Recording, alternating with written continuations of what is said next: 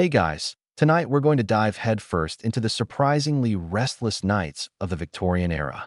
Imagine, if you will, the flickering gas lamps casting long shadows across your grand, albeit drafty, bedroom. The heavy velvet curtains are drawn, attempting to block out the ever-present urban hum, or perhaps the eerie quiet of the countryside. You've had a full day of polite society, perhaps a long carriage ride, or an afternoon spent meticulously arranging your hair. Now, as you settle into your rather stiff, horsehair-stuffed mattress, your mind begins to race. The hours tick by. 1 o'clock, 2 o'clock.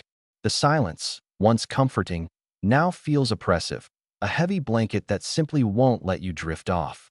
You probably wouldn't survive a single night trying to catch some Z's in a Victorian home without a good dose of, well, we'll get to that.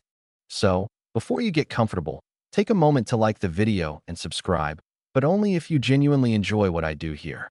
Let me know where you're listening from in the comments below and what time it is for you right now.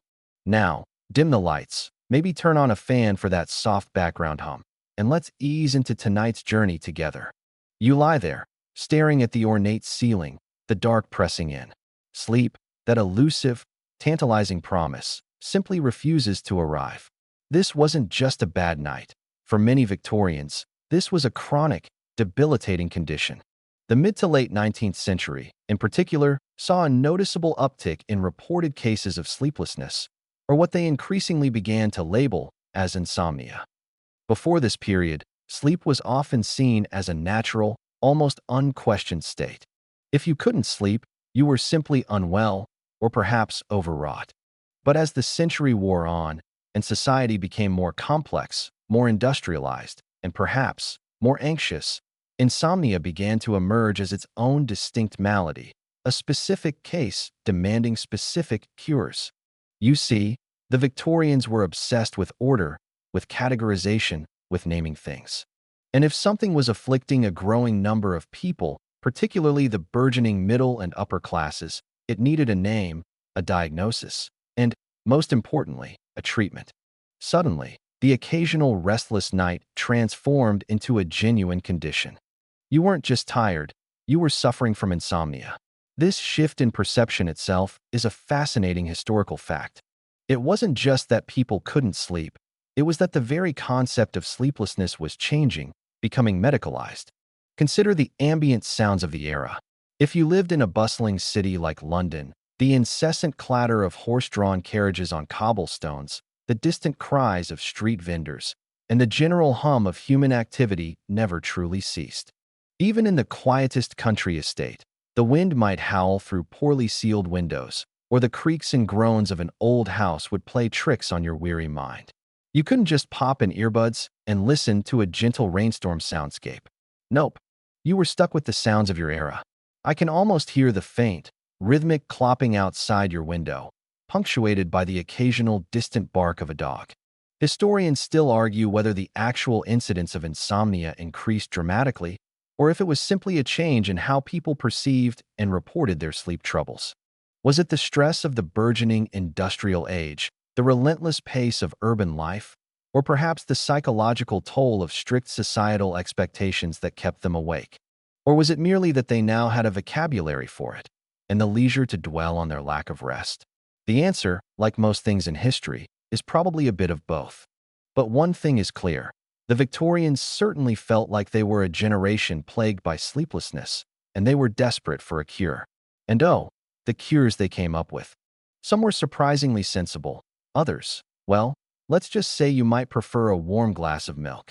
Or a good hard knock on the head. Just kidding mostly.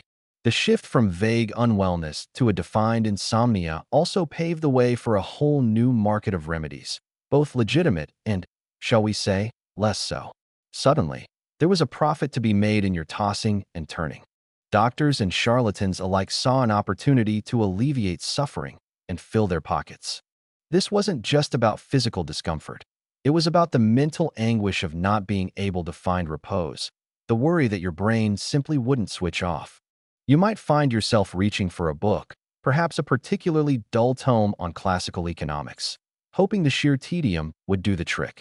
Or maybe, just maybe, you'd try one of those newfangled potions advertised in the Daily Gazette. anything to escape the endless cycle of wakefulness.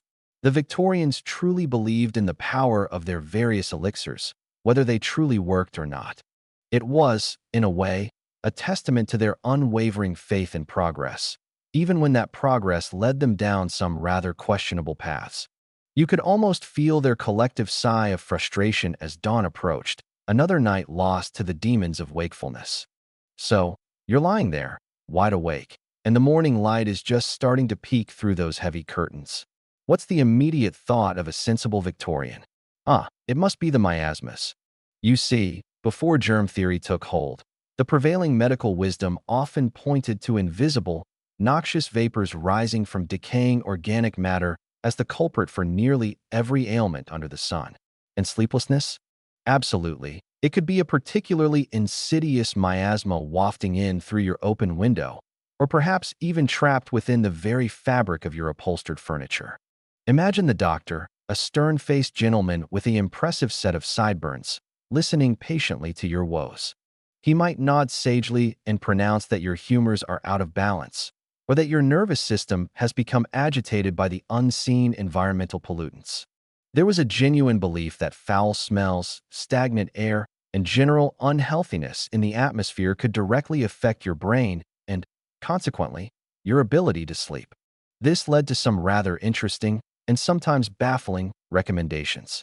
You might be advised to move your bed away from the window, as if the offending miasma would politely stop at the glass. Or perhaps, and this was a common one, you'd be encouraged to air out your bedding rigorously each morning, hanging it out in the sun, not necessarily for hygiene, but to disperse any lingering bad air.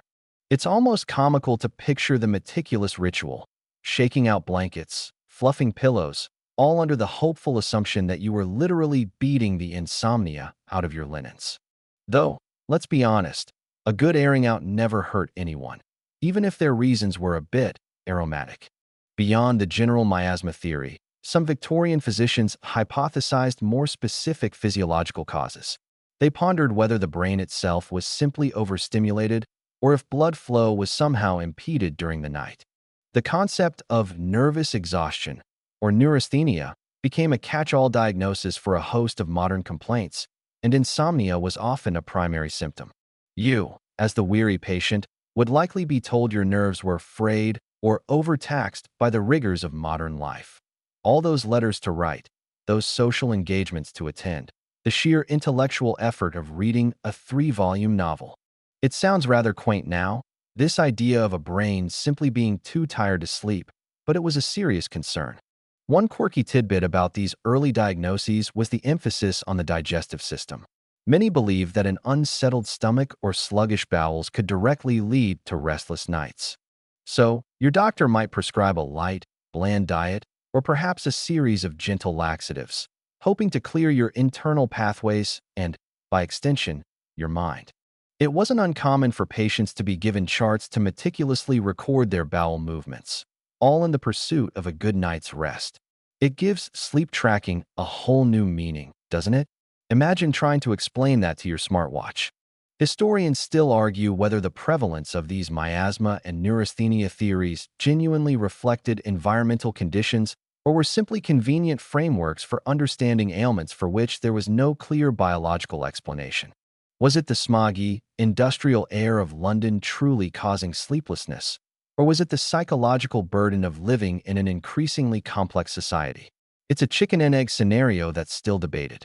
What is clear is that these theories heavily influenced the first wave of Victorian cures, leading to a fascinating array of treatments, some benign, some less so.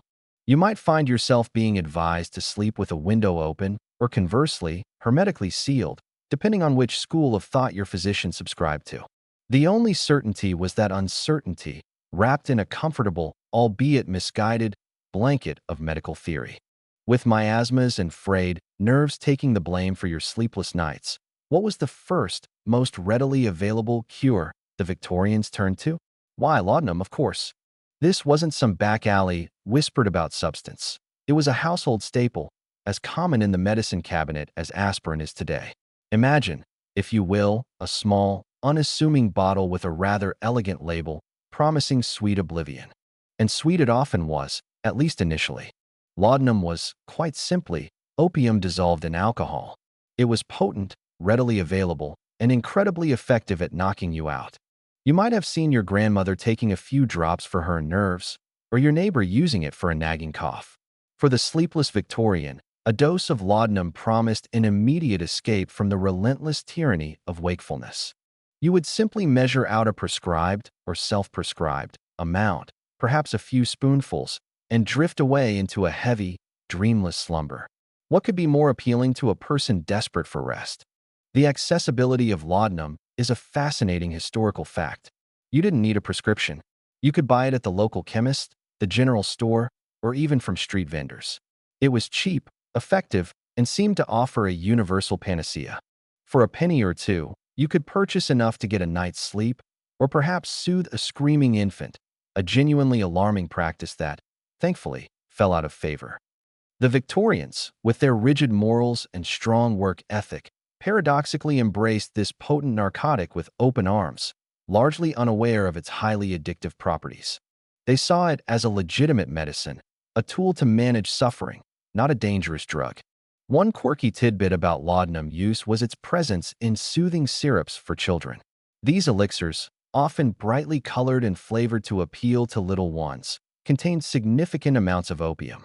Imagine a mother, exhausted from a night with a colicky baby, administering a few drops of Mrs. Winslow's soothing syrup to bring about a peaceful silence. While effective in the short term, the long-term consequences of such practices were, as you can imagine, devastating. It's a sobering reminder that even well-intentioned medical practices of the past can be truly horrifying by modern standards. You might wonder if the children were truly soothed or simply too sedated to complain. Historians still argue whether the widespread, unregulated use of laudanum contributed to a hidden epidemic of addiction, or if its use, for many, remained purely medicinal and intermittent. Was it truly a widespread societal problem, or a convenient and effective solution for common ailments before the advent of safer pharmaceuticals? The truth is likely somewhere in the middle. For some, it provided genuine relief. For others, it paved a quiet, insidious path to dependence. But for a person suffering from unrelenting insomnia, the promise of relief that laudanum offered was simply too tempting to ignore. You'd likely take a gulp, feel a warm languor spread through your limbs, and finally, gratefully, succumb to the darkness. And for a few precious hours, you would forget all about your troubles, the miasmas, and the incessant ticking of the grandfather clock in the hall. So, you've tried the laudanum, perhaps finding temporary solace in its inky depths, or perhaps discovering its less than charming side effects the next morning. But the Victorians, ever the optimists when it came to progress, didn't stop there. If the problem was frayed nerves and an overactive brain, perhaps a jolt, literally, was in order. Enter the fascinating, if slightly terrifying, world of early electrical cures for insomnia. Imagine yourself, once again, seeking relief. This time, instead of a chemist, you find yourself in the office of a physician touting the latest marvels of science, electricity. Now, this wasn't the refined, precise electrotherapy of today. This was more experimental. You might be told that your nervous energy needed to be rebalanced or stimulated back into proper function. The theory, however vague, was that a mild electric current could somehow reset your sleep-wake cycle, or at least soothe those agitated nerves. You'd be seated in a chair, perhaps with wires attached to various points on your head or body. Sometimes, it was a simple application of electrodes to the temples. Other times, it was more elaborate, involving electric baths, where currents passed through the water.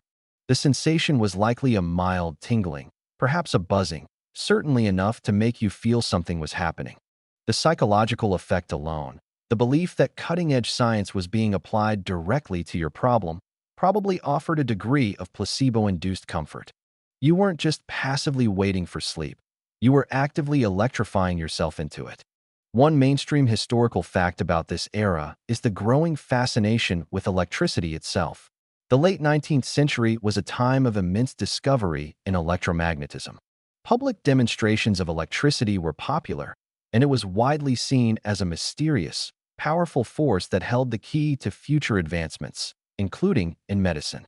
So, it wasn't a huge leap for people to believe that this new, wonder-inducing force could also mend the delicate machinery of the human nervous system. It was the newest thing, and therefore, surely the best. Now for a quirky or fringe tidbit. Some practitioners weren't content with just mild currents. There were reports of electric brushes or electric belts sold directly to the public, promising a nightly dose of rejuvenating current. You could literally strap on a contraption and zap yourself before bed. Imagine trying to fall asleep with a mild, continuous electrical buzz emanating from your waistline. One can only assume these were less about actual therapeutic benefit and more about tapping into the public's fascination with this new technology, much like today's dubious energy bracelets. No offense to anyone who wears them, of course. Historians still argue whether these early electrical treatments for insomnia offered any genuine physiological benefit, or if their perceived success was primarily due to the placebo effect and the sheer novelty of the technology. Was it the electricity itself, or the patient's profound belief in its power, that occasionally brought about a good night's sleep? It's hard to say definitively, as scientific rigor was not always paramount in these early trials. What we do know is that for a Victorian struggling with persistent sleeplessness, the allure of a quick, modern, and perhaps slightly shocking solution was a powerful draw. You'd endure the odd sensations, cling to the hope, and perhaps, just perhaps, for one night, the buzzing in your head would be replaced by the gentle hum of dreams. Having explored the shocking world of electrical cures, let's now turn to a more soothing, if equally peculiar, Victorian remedy for insomnia: the water cure or hydrotherapy. If your nerves were frayed and your humors out of balance, perhaps a good soaking or even a dousing was just what the doctor ordered. This wasn't about a pleasant evening bath. This was serious, often rigorous, therapy. Imagine yourself, once again, as the sleepless patient. You might be advised to visit a hydropathic establishment, a sort of Victorian spa dedicated to the healing powers of water. These were popular retreats, often located in scenic, tranquil areas, promising not just a cure for your ailments, but also a restful escape from the stresses of urban life. The theory was that water, in its various temperatures and applications, could stimulate circulation, calm the nerves, and cleanse the body of impurities thought to contribute to sleeplessness. The treatments themselves were varied and, to modern sensibilities, sometimes quite extreme. You might experience a cold sheet pack, where you'd be wrapped tightly in sheets soaked in icy water, then covered with blankets to induce a sweat. The idea was to create a sort of fever, followed by a cooling process, which was believed to be profoundly restorative. Or perhaps a sitz bath, where you sat in a tub of cold water, designed to draw blood away from the head and calm an overactive mind. Gentle it was not, but the Victorians had a remarkable tolerance for discomfort in the pursuit of health. You'd emerge, shivering and perhaps a bit dazed, but with the hope that your sleep would follow. One mainstream historical fact is that hydrotherapy had roots in ancient medicine but gained significant popularity in the 19th century, particularly championed by figures like Vincent Priestnitz in Austria. These water cures were seen as a natural alternative to drug-based treatments like laudanum, appealing to a society increasingly interested in natural remedies and preventative health. For many, it represented a more wholesome path to wellness. Now for a quirky tidbit. Some of the more enthusiastic practitioners would advocate for douches or waterfall baths, where torrents of water would be directed at specific parts of your body. Imagine standing under a powerful jet of cold water, hoping it would literally blast away your insomnia. It certainly sounds invigorating, if nothing else.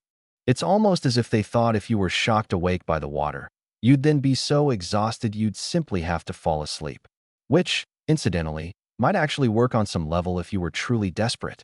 Historians still argue whether the physiological benefits of hydrotherapy were significant, or if the disciplined routine, clean air, and psychological comfort of being in a healing environment were the primary drivers of improvement. Was it the cold water stimulating your system, or the enforced relaxation and removal from daily stressors that truly aided sleep? It's likely a combination of factors. But for the Victorian insomniac, stripped of their worries and subjected to a regimen of wraps, baths, and douches, the pursuit of slumber was a rigorous, often chilly, and utterly committed affair. You'd grit your teeth through the cold, embrace the discomfort, and hopefully, finally, find yourself sinking into a deep, dreamless sleep. All right, you've survived the chilling embrace of the water cure, perhaps feeling a renewed sense of vigor, if not immediate drowsiness. Now, let's turn our attention to your immediate surroundings, the Victorian bedroom itself. For many sleepless Victorians, the very space where they were meant to find repose became a source of anxiety. It wasn't just about the external treatments. It was about optimizing the bedroom environment for sleep, according to the wisdom and occasional folly of the age. Imagine your Victorian bedroom. It's likely quite elaborate, with heavy drapes, ornate furniture, and perhaps a four-poster bed draped in rich fabrics. But was it actually conducive to sleep? Victorians certainly had their theories. They believed strongly in the importance of fresh air, a direct counterpoint to the miasma theories we discussed earlier. You'd be advised, often quite sternly, to keep your windows open, even in the chill of winter.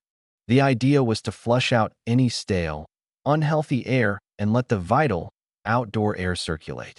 For someone accustomed to snug, sealed modern homes, the thought of a freezing draft wafting through your sleeping quarters might actually be more unsettling than soothing. Though, perhaps the cold did make you burrow deeper under the covers, thus encouraging sleep through sheer physical discomfort. A mainstream historical fact is the Victorian obsession with ventilation and sanitation. This wasn't just for sleep, it was a broader public health movement. Homes were designed with elaborate ventilation systems, and advice columns regularly harped on the importance of airing out rooms. They believed that good airflow was essential for preventing all sorts of ailments, including, of course, insomnia. Now for a quirky tidbit, the ideal Victorian bed wasn't quite what you might imagine. While some preferred soft feather beds, there was a growing movement towards firmer mattresses, often stuffed with horsehair or even straw. The belief was that a firm surface promoted better posture and prevented you from sinking into an unhealthy, overly warm slumber. You might also find yourself sleeping with fewer blankets than you'd prefer, as overheating was thought to be a significant impediment to sleep. So, you're expected to sleep in a drafty room, on a hard bed, with minimal covers. Sounds like a recipe for hypothermia, not slumber, for most of us. But they truly believe they were creating the optimal conditions for rest. Historians still argue whether the emphasis on fresh air and firm beds genuinely improved sleep outcomes, or if it was more about adhering to prevailing health philosophies. Was the brisk, cold air truly invigorating your lungs for better rest? Or did the simple act of following a prescribed routine provide psychological comfort that aided sleep? It's a debate that touches upon the interplay of physical environment and mental state. Regardless, you'd meticulously follow the advice, opening your window to the chill night air, plumping your horsehair mattress, and hoping that this carefully curated bedroom environment would finally invite the elusive Sandman to your side. Having sorted out your drafty, horsehair-laden bedroom, the next frontier in the Victorian quest for slumber often lay, perhaps predictably, on your dinner plate. The Victorians firmly believed that what you consumed throughout the day, and particularly before bed, could profoundly affect your ability to drift off. So, welcome to the world of dietary delights and disasters designed to either usher you into dreamland or keep you staring at the ceiling. Imagine your evening meal. It probably wasn't the pizza and energy drink combo we might opt for today. For the sleepless Victorian, the emphasis was often on bland, easily digestible foods. Rich, heavy meals were thought to burden the stomach and lead to restless nights. You might find yourself dining on weak broths, boiled vegetables, or perhaps some plain toast. Anything that might agitate the digestive system was strictly off limits. It's almost as if they were pioneering the concept of sleep hygiene through your gut, a full century before anyone coined the term. A mainstream historical fact is the significant role of tea and coffee in Victorian society. While these beverages were hugely popular, their stimulating effects were well known. For the insomniac, strict abstinence from these evening pick-me-ups was a common recommendation. Instead, you might be offered a warm glass of milk, a practice that actually persists today, though perhaps less for its supposed soporific qualities and more for its comforting ritual. Or perhaps a gruel, a thin, watery porridge that sounds about as appealing as a lukewarm bath, but was considered the epitome of digestible, calming fare. Now for a quirky tidbit. Some Victorian doctors prescribed specific, sometimes odd, food items believed to possess unique sleep-inducing properties. For instance, lettuce was highly regarded as a sedative. You might be told to consume generous amounts of it, perhaps boiled down into a rather unappetizing lettuce tea. The idea stemmed from ancient beliefs about the milky sap of the lettuce plant, which contains compounds related to opium, though in negligible amounts. So, you're crunching on a mountain of lettuce, hoping for a mild narcotic effect that never quite arrives, perhaps just getting a really good fiber boost instead. Which, let's face it, might have its own nighttime benefits, just not the ones they expected. Historians still argue whether the dietary restrictions for insomnia had a significant physiological impact on sleep, or if the psychological comfort of following a prescribed regimen played a more substantial role. Was it the light meal itself that brought slumber, or the sense of control and effort in combating the sleeplessness? It's a testament to the Victorian belief in the body's interconnectedness, even if their understanding of that connection was sometimes a bit muddled. You dutifully avoid the spiced meats and the strong claret, opting instead for a bowl of gruel and a glass of lettuce water, clinging to the hope that your disciplined stomach would finally grant you the peace your mind craved. So, you've cleansed your stomach with gruel and aired out your horsehair mattress. But what about the very clothes on your back? For the sleepless Victorian, even fashion follies could contribute to a night of tossing and turning. The elaborate, often restrictive, clothing worn during the day was certainly not conducive to comfort, but even nighttime attire had its own set of rules and potential pitfalls when it came to securing a good night's rest. Imagine settling down for the night, not in your comfy sweatpants and oversized t-shirt, but in layers of flannel and lace, perhaps cinched at the waist, even for sleeping. While the rigid corsets and voluminous skirts of daytime fashion were obviously shed for slumber, Victorian nightwear, particularly for women, could still be quite cumbersome. Nightgowns were often long, made of heavy fabrics, and sometimes adorned with ruffles or embroidery. While perhaps aesthetically pleasing by lamplight, such attire wasn't always about maximum comfort or freedom of movement. You might find yourself tangled in swathes of fabric or overheating under layers that felt more appropriate for a polar expedition than a bedroom. A mainstream historical fact is the Victorian era's emphasis on modesty and propriety, which extended even to sleepwear. Nightgowns, for both men and women, were designed to cover the body extensively. Practicality often took a back seat to decorum. This meant that while you might be shedding your daytime constraints, you weren't necessarily slipping into anything truly breathable or unrestrictive. For instance, the men's nightshirts were often ankle-length, made of cotton or flannel, and could be quite warm. While certainly more comfortable than a frock coat, they weren't exactly designed for uninhibited movement during sleep. Now for a quirky tidbit, some fashion-conscious Victorians even worried about the color of their nightwear. Light colors, particularly white, were often preferred, as they were associated with purity and cleanliness, and were thought to reflect heat better than darker hues. The idea was that dark colors might absorb and retain unhealthy bodily vapors or simply make you too warm, thus disrupting sleep. So, you might find yourself in a pristine white nightgown, hoping its virginal shade would somehow magically usher in serene dreams, rather than just highlight any dirt you might accumulate while tossing and turning. And let's be honest, trying to keep a white garment pristine in a gaslit, coal-fired Victorian home was a sleep-disrupting chore in itself. Historians still argue whether the restrictive nature of Victorian nightwear genuinely impacted sleep quality, or if discomfort was simply accepted as part of daily and nightly life. Was it the layers of flannel actually causing overheating, or the psychological expectation of discomfort that made sleep more elusive? What is clear is that even in the private space of the bedroom, societal norms and stylistic preferences had a subtle, yet undeniable, influence on the Victorians' pursuit of rest. You'd adjust your long sleeves, smooth out the ruffles, and try to find a comfortable position, hoping that the fabric of your sleepwear wouldn't conspire against your desperate need for oblivion. You've navigated the complexities of Victorian fashion, even in slumber, but for many women of the era, the path to a good night's sleep was fraught with even more specific obstacles. The Victorian age often placed unique physiological and psychological burdens on women, leading to distinct challenges and diagnoses when it came to insomnia.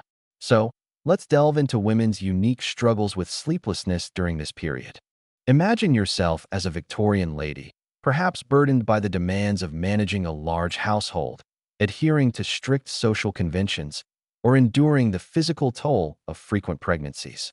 The prevailing medical view often linked women's emotional and physical well-being directly to their reproductive organs. Any ailment, including insomnia, could be attributed to a wandering womb or an imbalance in the female constitution. This often led to diagnoses that sound utterly bizarre to modern ears. A mainstream historical fact is the widespread diagnosis of hysteria in Victorian women.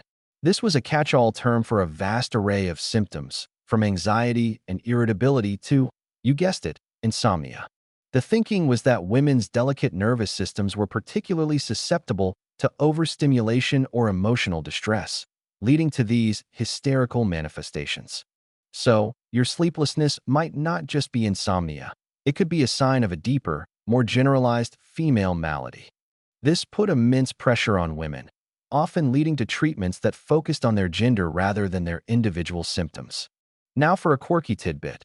Some physicians believed that women's brains were simply too active or sensitive to handle the intellectual demands of reading or engaging in too much stimulating conversation before bed. You might be advised to avoid novels, especially thrilling or romantic ones, and instead stick to more calming activities like needlework or quiet contemplation. The idea was to prevent any undue excitement that might keep your delicate female mind buzzing into the night. It's almost as if they believed women's brains needed a parental control setting. Good luck trying to enforce that rule on a Victorian woman with a stack of sensational novels by her bedside, though. Historians still argue whether the medical community's focus on women's unique physiological vulnerabilities was a genuine attempt to understand female health, or if it was a reflection of patriarchal societal norms that sought to control women's bodies and minds. Was insomnia in women truly different? Or was it simply diagnosed and treated differently due to prevailing gender biases? What is clear is that many Victorian women found themselves caught in a medical framework that often pathologized their experiences, offering diagnoses that might have done more to reinforce societal roles than to genuinely cure their sleepless nights. You'd likely internalize these medical pronouncements, perhaps feeling an added layer of guilt or inadequacy for your inability to sleep, believing it was a flaw inherent to your very womanhood. If all the home remedies, the air circulation, the gruel, the lettuce tea, and even the electrical zaps, failed to usher you into dreamland, the next step for the truly desperate Victorian insomniac might have been a retreat to a specialized institution. Welcome to the sanatorium solution, where the quiet, regulated world of a Victorian sleep institution promised respite and, hopefully, a cure. Imagine you've reached a point of utter exhaustion, your nerves utterly frayed, and your family at their wits' end. Your physician might recommend a stay at a sanatorium or perhaps a hydropathic establishment that offered extended residential care. These were not typically grim asylums, but rather serene, often elegant, facilities designed for rest and recuperation. Picture a grand country house, set amidst rolling hills or beside a tranquil lake, far from the clamor of the city. The very journey there, leaving behind your daily worries, might have been the first step towards a quieter mind. A mainstream historical fact is the rise of specialized health institutions in the Victorian era. As medical understanding evolved, so did the concept of dedicated spaces for specific ailments. Sanatoriums for tuberculosis are well known, but there were also many establishments focusing on nervous disorders, exhaustion, and, of course, insomnia. These places offered a structured routine, often involving fresh air, light exercise, wholesome food, and strict bedtimes. The emphasis was on a holistic approach, removing the patient from the stresses of their home environment and imposing a disciplined regimen. Now for a quirky tidbit. Some of these sanatoriums had very specific, almost ritualistic, daily schedules designed to retrain the body and mind for sleep. You might be woken at an ungodly hour, subjected to a bracing cold bath, followed by a light, unexciting breakfast. Your day would be filled with gentle walks, quiet reading, perhaps some supervised crafting, and absolutely no stimulating conversation or dramatic events. The idea was to create an environment so utterly devoid of excitement that your mind, starved of stimulation, would have no choice but to succumb to slumber come nightfall. It's almost like a Victorian version of a digital detox, but with more gruel and fewer cat videos. Though, a quiet Victorian craft session could probably bore anyone to sleep. Historians still argue whether the success of these sanatoriums lay in their specific treatments or simply in the profound effect of removing patients from their stressful home environments and imposing a rigorous, restful routine. Was it the clean air and bland food, or the enforced peace and quiet that truly aided sleep? What is clear is that for many Victorians, the sheer escape from their usual anxieties, combined with a disciplined, gentle lifestyle, proved more effective than any single potion or procedure.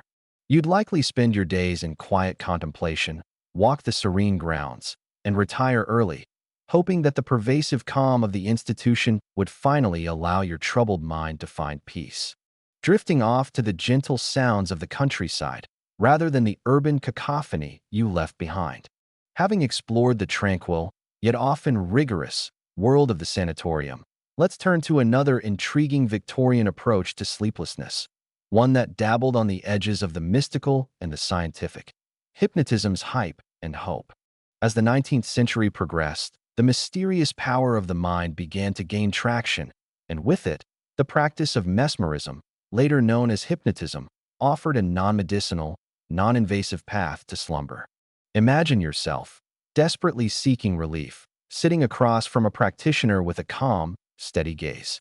They might be a physician or a stage performer, as the lines were often blurred in the early days of this practice. They would speak in a low, monotone voice, perhaps swinging a pocket watch or making slow, rhythmic passes with their hands.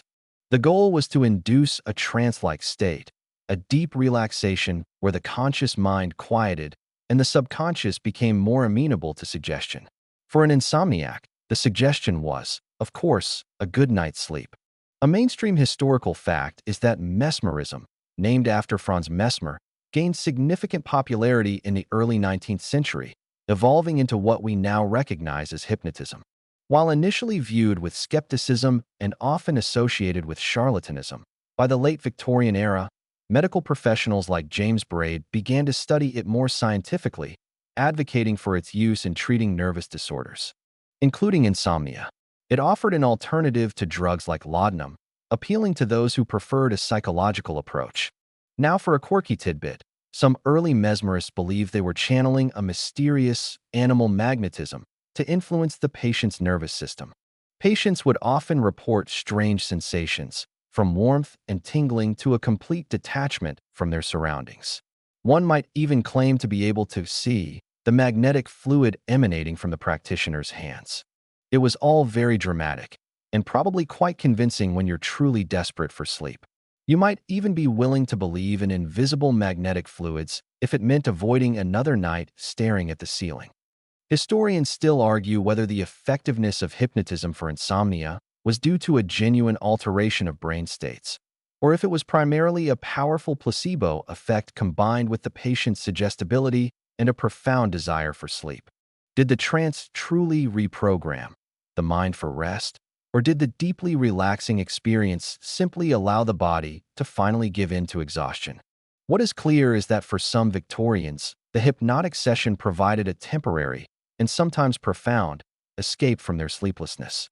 You'd drift off, not to the heavy slumber induced by a drug, but to a lighter, more ethereal state, hoping that the peace you found in the trance would extend into the rest of your night. You've explored the depths of hypnotism, seeking mental tranquility, but as the Victorian era progressed, the understanding of the mind, particularly during sleep, began to shift. This led to early attempts at dream analysis beginnings, moving beyond simple superstition to a more scientific, or at least pseudoscientific, exploration of what happened when you did manage to finally drift off. For the insomniac, understanding their dreams, or lack thereof, offered another avenue for understanding their nocturnal torment. Imagine, for a moment, that rare night when you do fall asleep. Do you dream?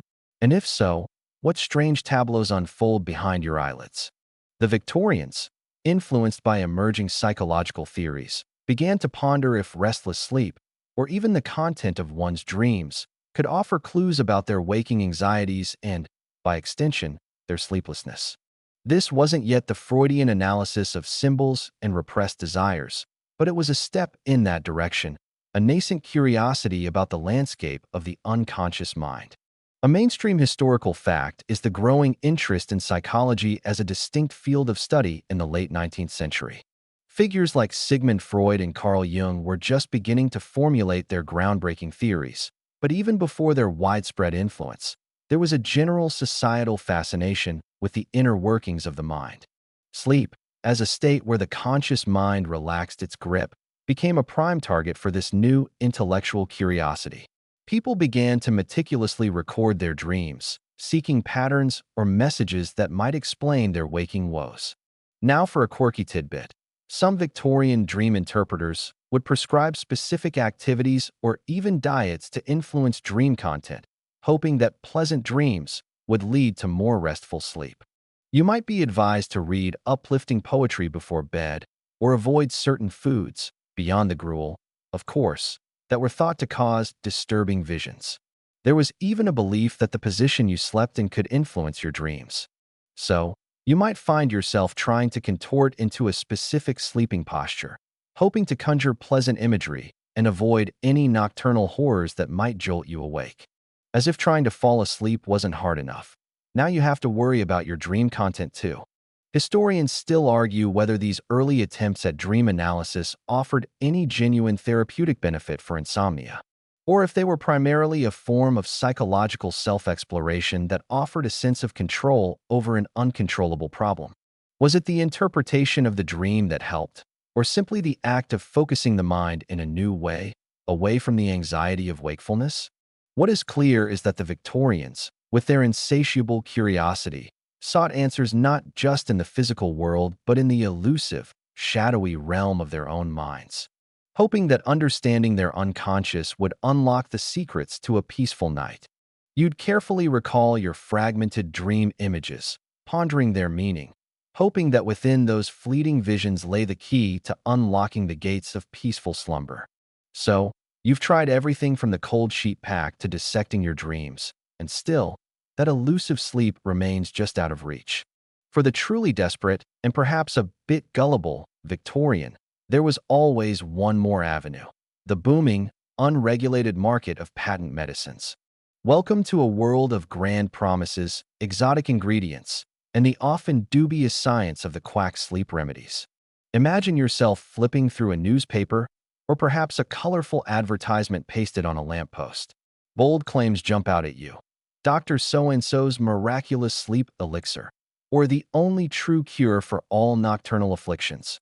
These weren't prescriptions from your trusted physician.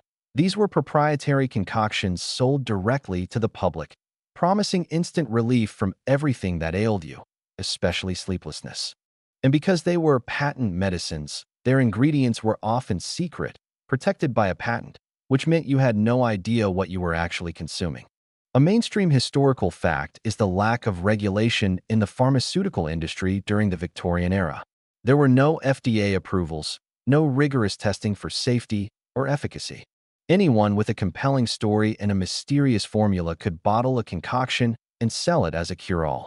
This led to a proliferation of remedies for every imaginable ailment, and insomnia, being such a pervasive complaint, was a prime target for these enterprising, if unethical, individuals.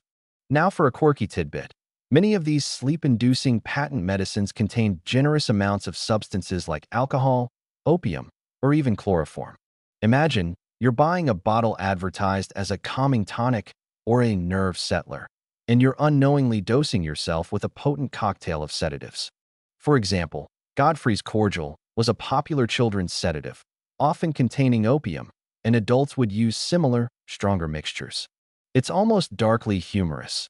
The cure for your sleeplessness was often just a bottle of disguised intoxicant. Though, to be fair, they probably did make you sleep, even if it was more akin to passing out.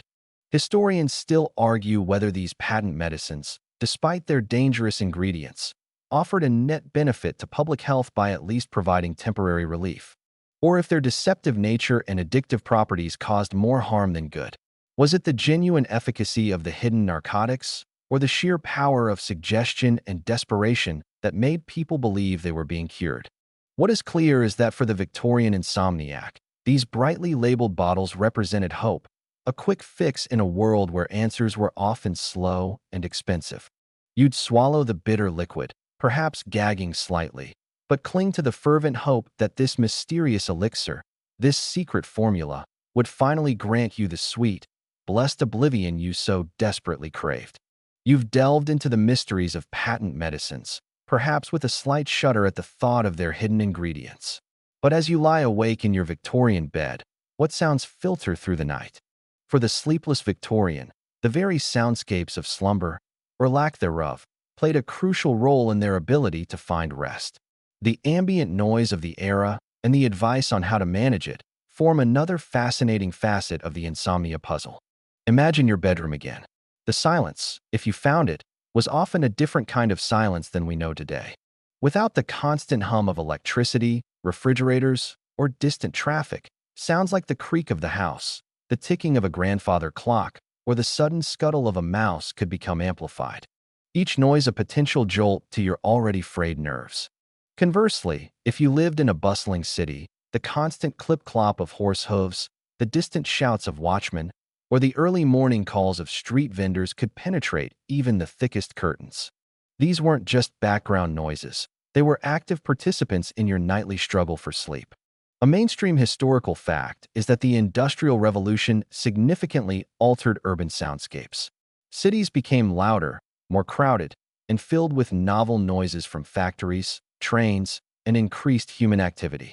This sudden cacophony was a new challenge for sleep, as people had to contend with an environment that was increasingly agitated, even at night.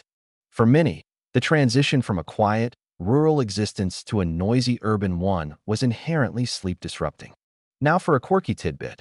Some Victorian sleep advice actually suggested creating white noise of a sorts, though they didn't call it that.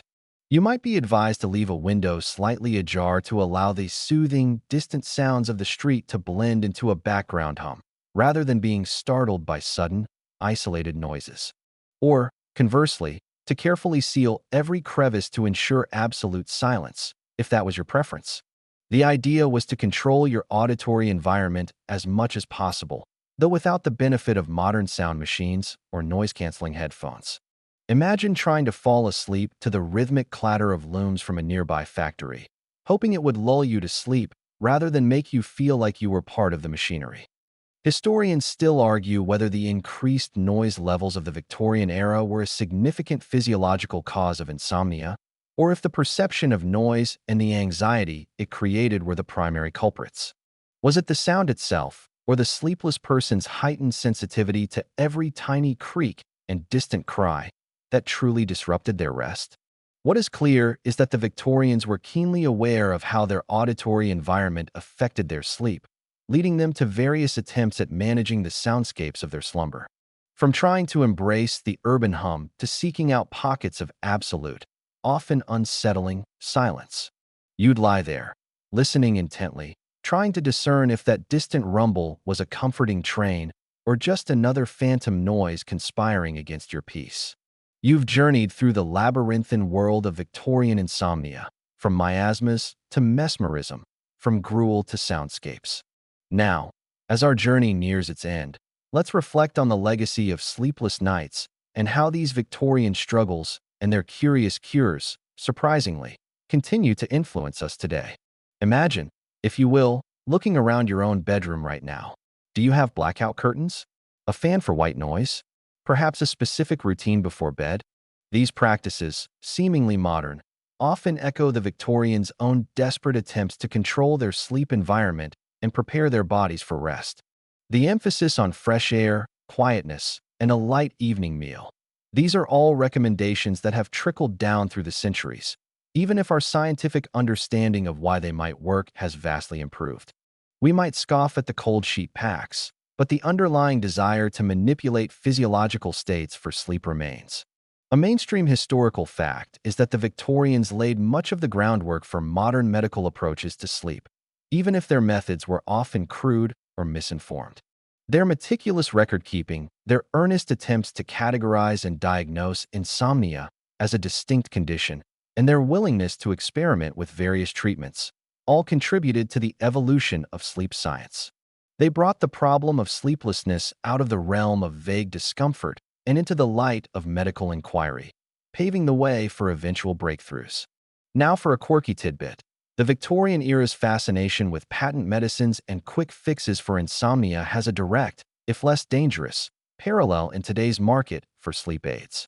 Walk into any pharmacy, and you'll find shelves overflowing with herbal supplements, melatonin pills, and over-the-counter sleep concoctions, all promising a good night's rest. While regulated and generally safer, they tap into the same deep-seated human desire for a simple solution to a complex problem. We're still, in essence, looking for our own version of Dr. So-and-so's miraculous sleep elixir, minus the opium, thankfully. Though, you might still find yourself wondering if that sleepy tea is really doing anything or if it's just the warm mug being comforting.